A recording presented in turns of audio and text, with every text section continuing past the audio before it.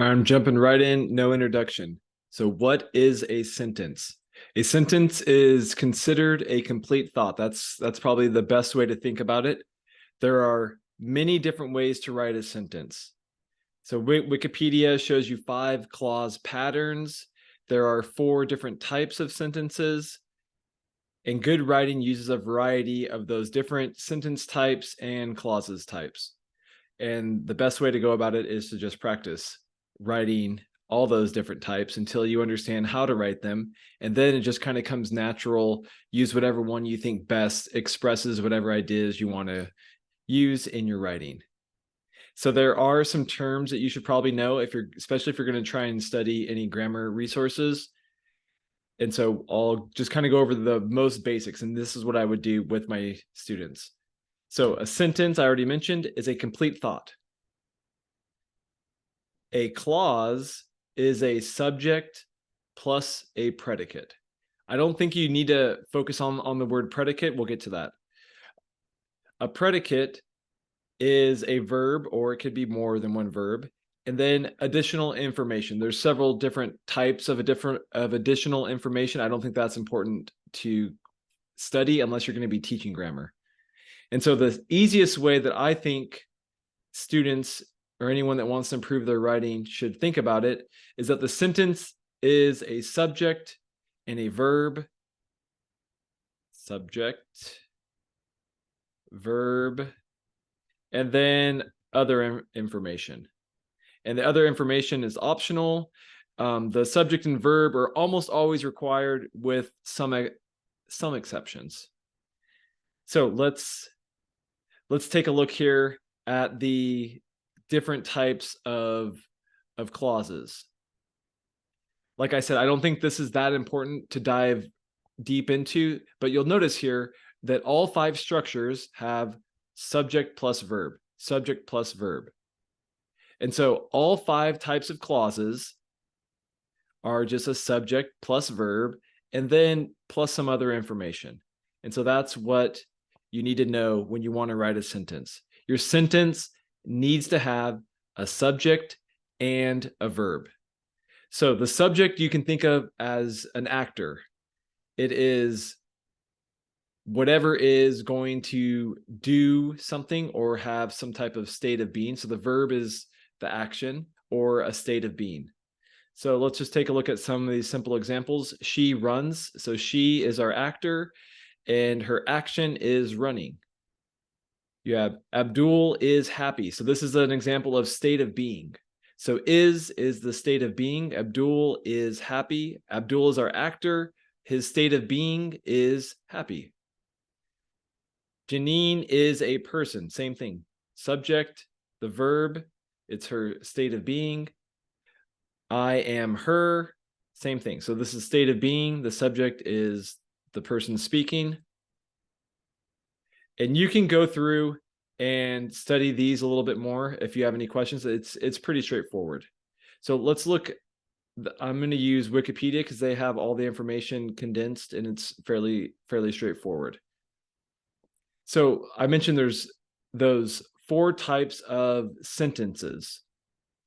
So the simple sentence just has the verb or the subject and the verb and then maybe some other information. So I like trains. Subject is I, like is that state of being, action, state of being. The second one, this, if we look at here, we'll notice there'll be 2 subjects and 2 verbs. And you'll see there'll be 2 complete ideas. So there's ways that you can, or sorry, this one's, complex. So I don't know how to bake, comma, so I buy my bread already made.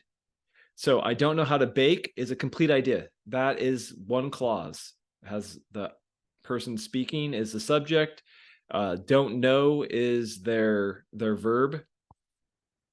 And then there's another complete sentence. I buy my bread already made. So these are 2 complete ideas. You can combine complete ideas using these. There's 7 of them. They make fanboys is our coordinating conjunctions. You'll see here in column L, for, and, nor, but, or, yet, and so. These are the 7 words that you can use to combine. Sorry, let me find myself. To combine 2 complete ideas. So actually, I was mistaken. This is a compound sentence. Sorry, I was jumping ahead a little bit. So the second example here is a compound sentence. You can combine 2 complete ideas if you use a comma and then one of these 7 coordinating conjunctions. The most common ones are and but. The next example is a complex sentence. So now we're going to talk about independent and dependent clauses. And you can kind of think of it as children, or, like a child is dependent on its parents. So dependent clauses are dependent on another clause. And then an independent clause is like an adult, or they are not dependent on their parents. So an independent clause is fine by itself, but a dependent clause needs to be attached to a dependent clause. So let's look at the example here. I enjoyed the apple pie that you brought me. So I is a subject, enjoyed is the verb. So we have a complete idea here. We have one clause, this I enjoyed the pie. But then you also have another clause, that you bought for me. So if this was just you bought for me, that would be a complete idea. But when you say that, when you add that you bought for me, now all of a sudden this is not enough information to be a complete idea. So this is dependent on the I enjoyed the apple pie. You can't just have that you bought for me as a complete sentence. That would be considered a sentence fragment. And then there's another type of sentence structure. It is compound complex. So it's doing the same thing here where you have a independent clause, and then it's also going to combine another clause using one of the coordinating conjunctions. So let's take a look at this one, number 4. The dog lived in the garden. That's a complete idea. So that is an independent clause. The dog lived in the garden. And then we have, but the cat, who was smarter, lived inside the house. So we have what could be a dependent idea. The cat, who was smarter, lived inside the house. So this right here could be this is a clause. It's an independent clause. It could be all by itself. And it was combined with the other clause using this coordinating conjunction but. So when you're going to do that, when you're going to combine 2 complete ideas, you need a comma and then one of the 7 coordinating conjunctions. Now we have one more. Who was smarter? So who was smarter is not quite enough information. So this is describing the cat. So you have the cat, who was smarter. You do have a subject there, the who, and the state of being. So your verb was smarter. So who was smarter? So who was smarter would be okay if it was a question, but it's not being used as a question. It's just information about the cat. So in this case, this information is not necessary to the sentence. So it is it's inside in.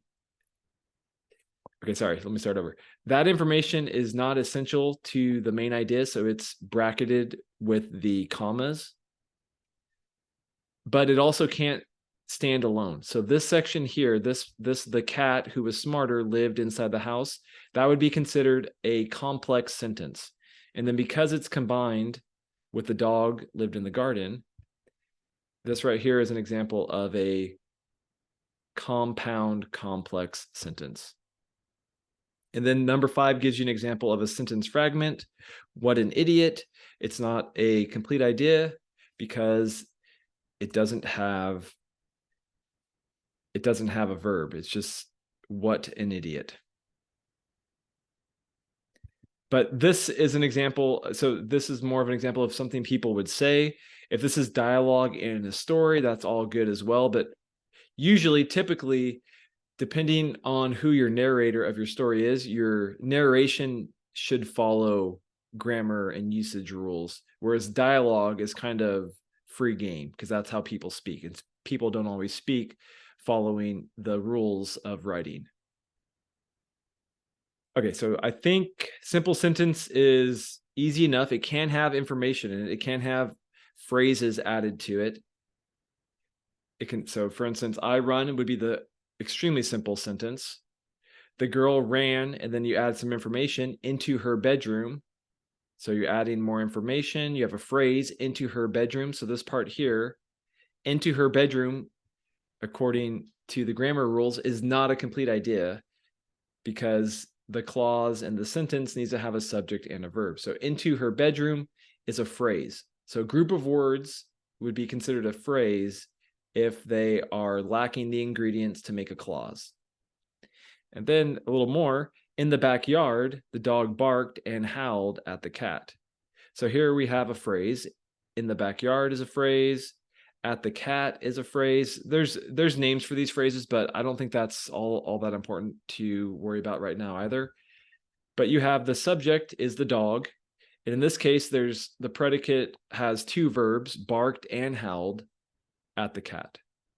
So you have a phrase in the backyard, the dog, the subject, barked and howled are his actions at the cat. And so compound sentences, I think, are kind of straightforward as well. As I mentioned, you have those coordinating conjunctions. I started on time, that's a complete idea, but I arrived late. So I arrived late is a complete idea. Putting these two ideas together, we need this but. And you can go through these and look at them. I will accept your offer or decline it. These are the two options. So this is the other exception. If you use a semicolon, punctuation wise, that allows you to add two complete ideas. Typically, the semicolon tells readers that these two sentences are closely related. So I will accept your offer or decline it. These are the two options. The law was passed. Anyway, you know what? Let's just move on because I don't think we need to dive this close into how to use the punctuation. I can definitely give you some more information on punctuation. Let's take a look at a couple more examples of complex compound. So let's take a look at this one. When I stepped out into the bright sunlight, so this one right here, this is independent. Sorry, this is dependent. When I stepped out into the bright sunlight, this information is dependent. So when you add that word when, this is a subordinating conjunction. I would recommend looking at this list of words in column J. But pretty much if you add any of these words to a clause, you're going to make it dependent on more information. So think of any sentence. I ran. Okay, when I say after I ran, now all of a sudden, after I ran is dependent on more information. So after I ran, I ate. Although I ran, I wasn't tired. So this would be, it needs additional information. As I ran, I thought about writing a short story. So I can go through and do this for every single one of these words, but like you get the point. So this is another way that you can add variety to your sentences. You can combine two complete sentences, two regular full sentences by adding in one of these subordinating conjunctions. And that's just another way to say information. Sometimes you style-wise, you might want to set up something that way. Punctuation goes if this independent clause is at the beginning, you need to have a comma. If the independent clause goes second, I don't know if they have an example here, but if the independent clause goes after if the dependent clause goes after the independent clause, you do not need the punctuation. So, but this one is a compound Actually, let's take a look. I haven't read the whole thing. From the darkness of the movie's house. So this right here is just a phrase. I could talk more about the punctuation later, but this is not essential information. From the darkness of the movie house. So there's not a subject, there's not a verb in here. The movie house would be considered an object, but anyways, so this is just a phrase that adds information. It's not essential, so it's has a comma separating it from the main sentence. And then here's your independent clause. I had only two things in my mind. So when I stepped out into the bright sunlight is dependent on more information. It's dependent on this part. I had only two things in my mind. And this right here is just another way to add additional information to your sentence. And that's a phrase, a couple of them. From the darkness and then of the movie house. So you have two phrases in there. So let's take a look at your writing that you shared. And you might have had a run-on sentence. So a run-on sentence would just be combining complete ideas together without punctuating them properly. That would be considered a run-on sentence. And an incomplete sentence would be missing that subject or verb. Okay, let's take a look at the writing that you sent.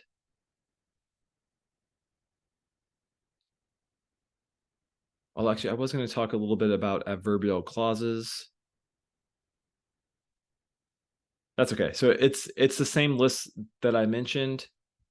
This J list, you have subordinate conjunctions, and then these make adverbial clauses. You don't need to worry about those, but there's just different types. There's a bunch of different types. If you're interested, just look later. But you'll see the same thing.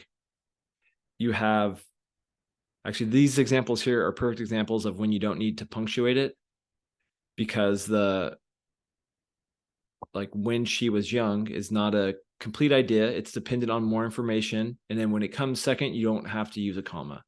Her goldfish died when she was young. He came after night had fallen. So night had fallen would be fine on its own. Night is the subject. Had fallen is your verb. And then you can go through and read this as well. I'll share this link. This link is probably worth skimming.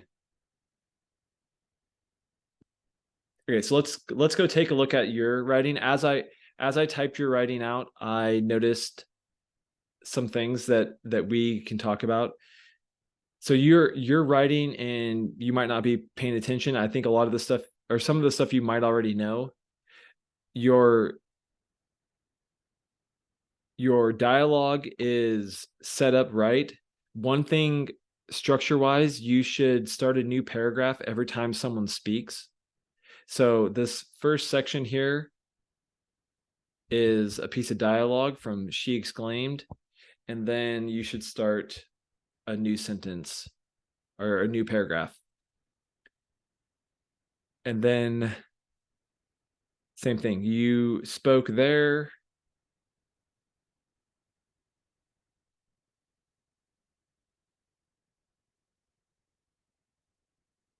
And then the next character speaks, so that should start a new paragraph.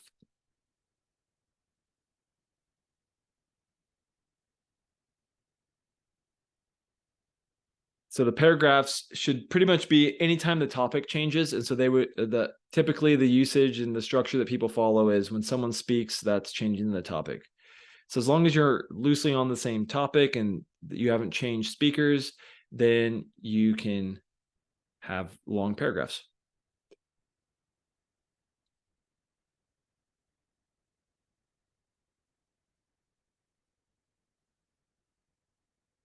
Okay, so let's take a look from here.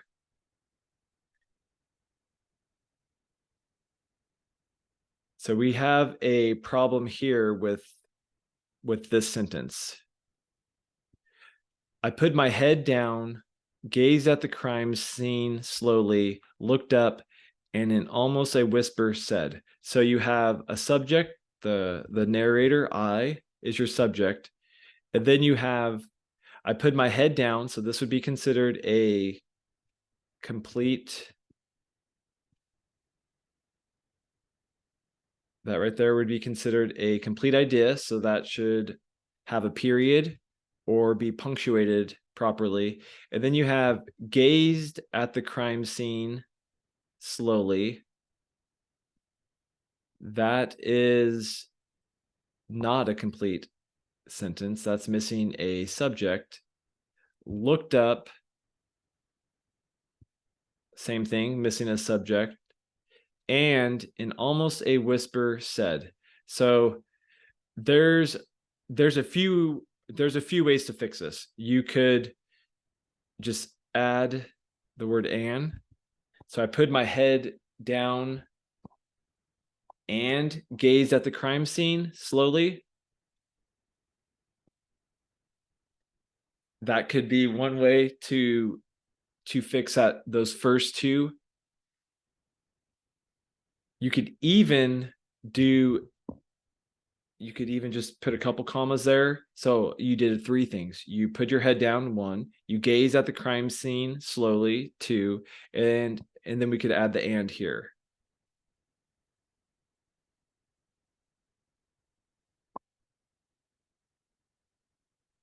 And looked up, and in almost a whisper said, comma, "Good game, young lady."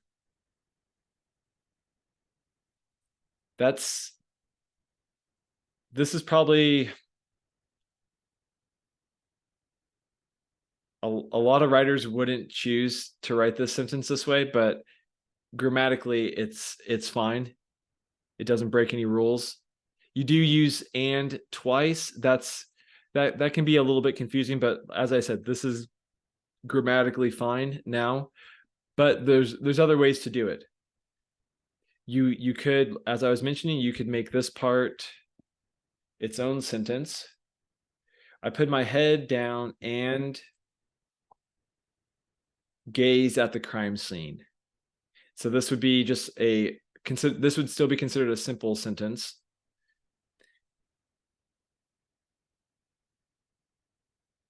If you wanted to practice what we were just talking about, we could do a complex. So you could say, when I looked up,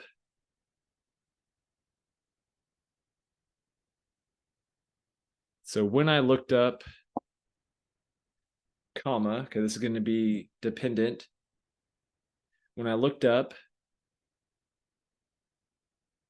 in almost a whisper, okay, this would just be not essential information, just additional information. I said, "Good game, young lady." So this adds a little bit of a variety, so you're not just using the same format all the time. But like I said, you have a lot of different options here. You could even combine the simple sentence and this complex sentence and make a compound complex.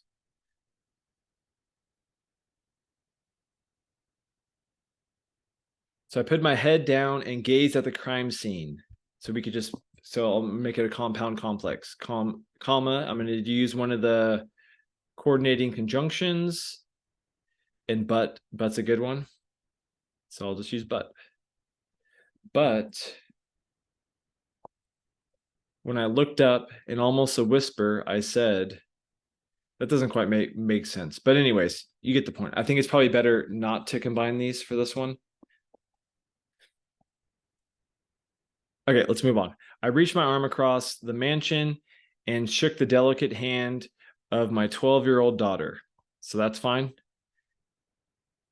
"Good game, good sir," she said, or she politely responds. So here you just did something that is usually not allowed unless it has a very intentional meaning. But you went from, you've been using all your verbs as past tense: exclaimed, put, gazed, looked, anyways. And now all of a sudden you switched it to present tense. So you want to try and keep the verb tense consistent. So unless the story just transitioned to being in the present tense, you kind of want to keep it as past tense. Almost Columbo-esque. London had, so yeah, so you just did this. Now all of a sudden the rest of your paragraph is in present tense, and then you go back to past tense. So it seems like you probably wanted past tense. So we'll just fix that as we're going. Almost Columbo-esque. London had and I think this is probably supposed to be innate ability to solve the murders. Most times throughout the whole game, she, so we'll just fix that, appeared to be stumbling around like a drunk bum on a commuter train, not going anywhere, not really caring, until she found, okay, so we should go over possession as well, until she found the precise location of the murder. So this is a very long sentence. I think this is what they would call wordy. So I think the best idea here would probably be to break this up. Unless for some reason stylized you want a really long sentence in this paragraph, which there are reasons to do that, but I think for the most part, you don't want your sentences to be too long. Most times throughout the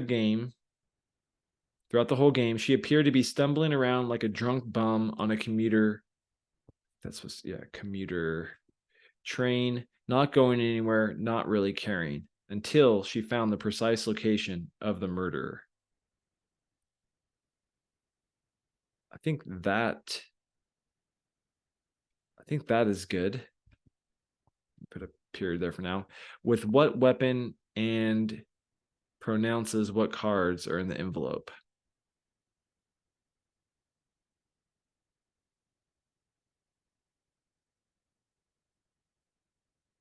Yeah, so I'm going to change my mind here. I think it'd probably be better to end your sentence here, and then until she found the precise location of the murderer. Okay, so now this until she found makes it dependent on more information. With what weapon? That sounds a little awkward. So grammar wise, it's probably fine, but maybe I think usage wise, with what? So until she found the precise location of the murderer, I think you just say the weapon. So until she found the precise location of the murder, the weapon, comma. So she's finding three things: the weapon, the location, the weapon, and yeah, so this right here is an example of not using parallel structure. So whenever you have a series of things, you want the series to be in the same order. So the first part, until she found the precise location.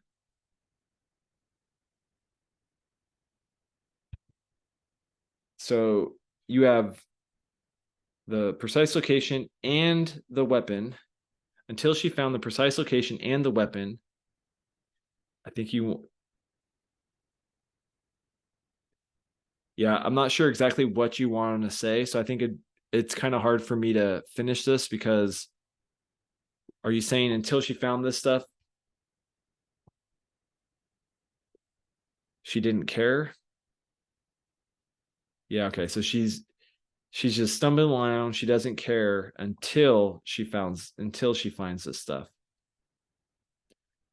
Yeah, this is just a really long sentence. So you should, if you were revising this section, you would want to think about what you want to say and what you want the reader to understand from this, and then structure it. Because I don't really know exactly what you want, so I might change your meaning doing it the way that I think it should be done.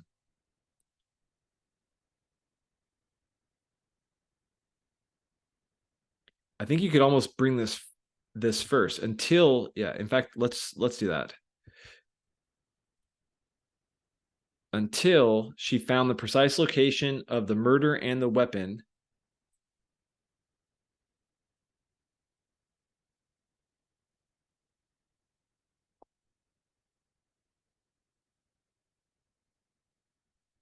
Let me just cut this out for now. There's also something that's a little bit confusing. It's very unclear, and maybe this is not the start of this writing, so maybe you've already been writing about this, but it's very unclear for me reading this if they're playing a game or not. It appears that they're playing a game afterwards, but if they are playing a game, that would be, I mean, I know they're saying good game, but it's still a little confusing about what's going on. So unless it was clarified in a previous page, you probably want, you don't want the reader to be confused. So it is confusing whether they're playing a game or not. So that's something that you would want to do on a rewrite or when you revise it. So until she found the precise location of the murder and the weapon, most times, so until she found the precise location of the murder and the weapon, yes, she played, she appeared,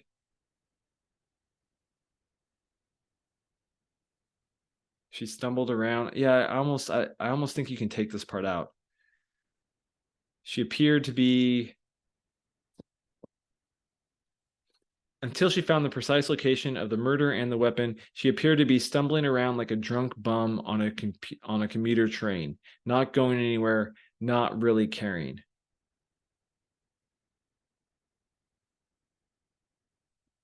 And then I think you could maybe just add in more information about the game if the readers need it.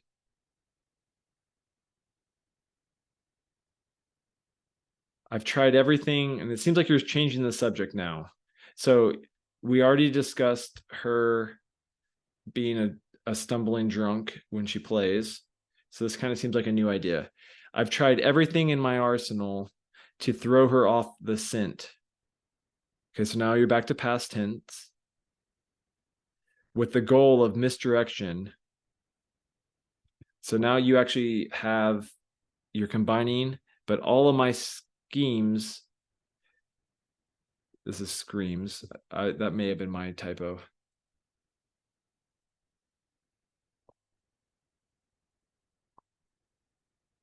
You did have an apostrophe there. We'll talk about that.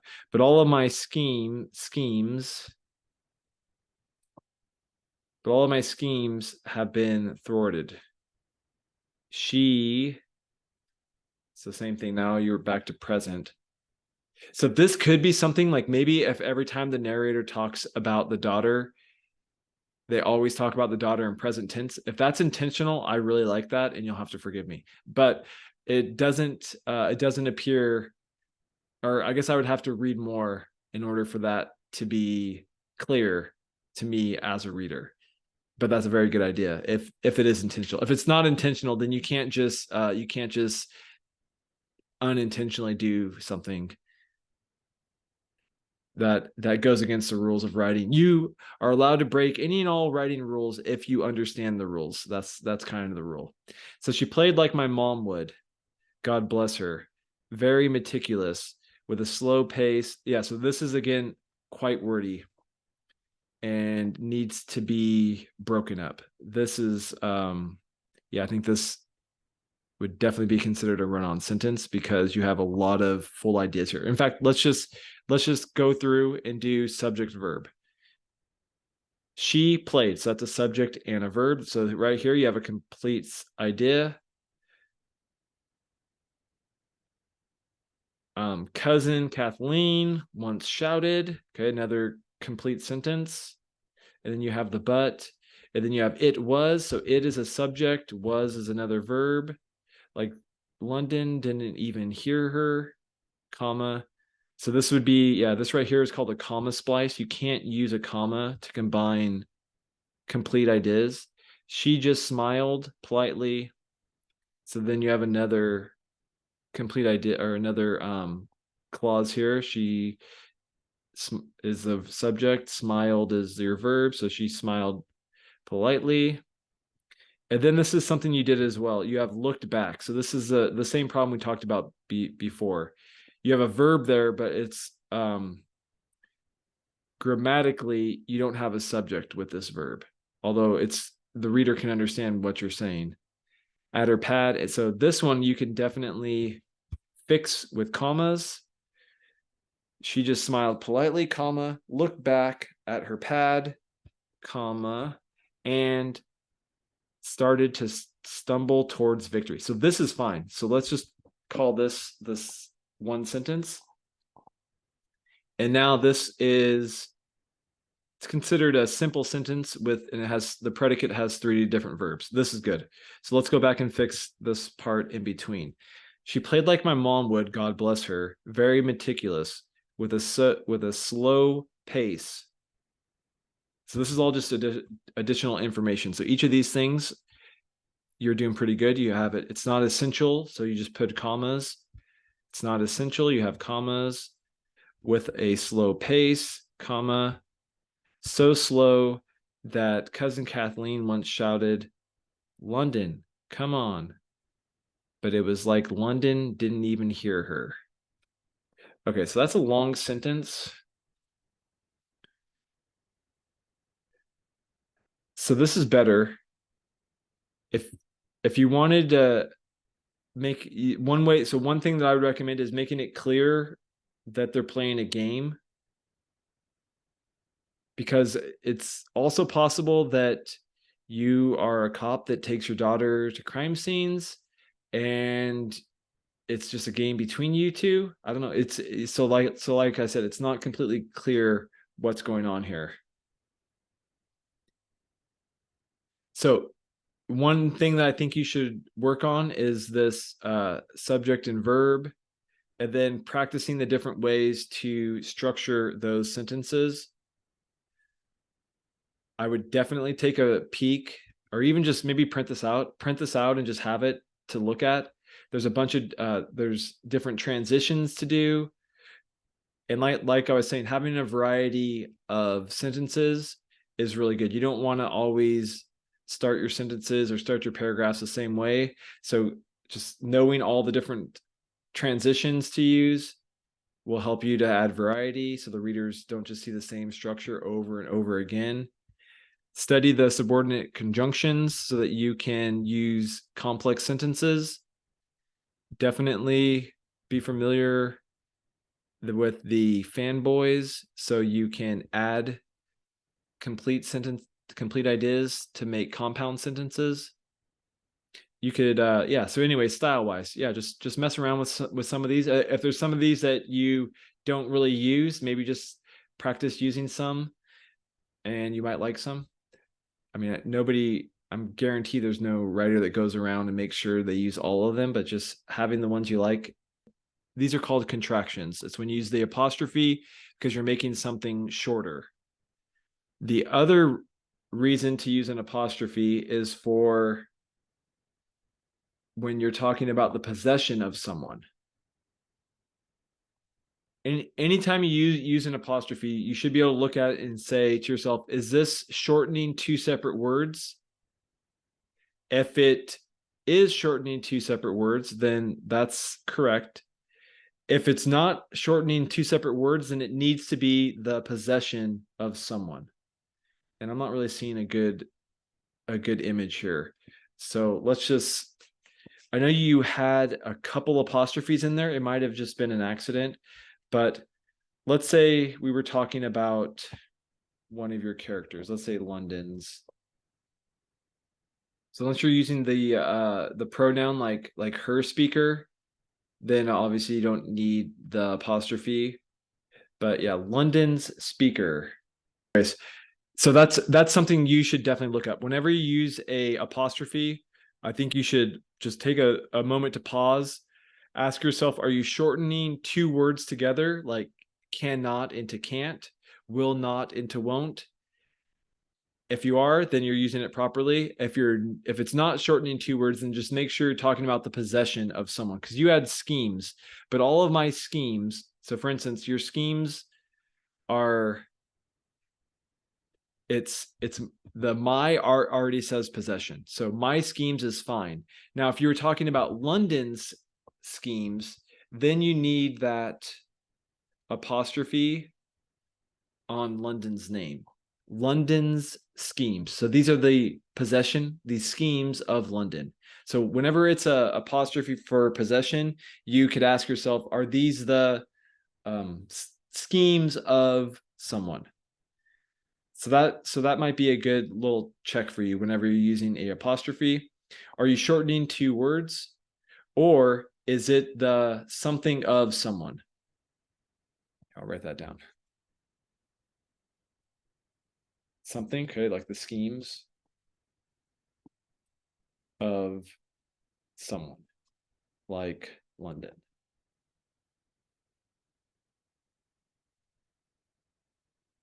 Okay, I'm not sure how long this is. Hopefully it's not too long. Feel free to fast forward or skip it, or if you're already at the end, so you probably already watched it. Anyways, if you have any questions, let me know and I can maybe try to clarify. When it comes to writing, I mean, like there a lot of the stuff that people say is bad writing or wrong is a lot of it is just opinion and subjectiveness. So the usage is always changing a little bit too, but with time, at least like the last probably 100 years, the usage has been fairly consistent. Okay, enjoy.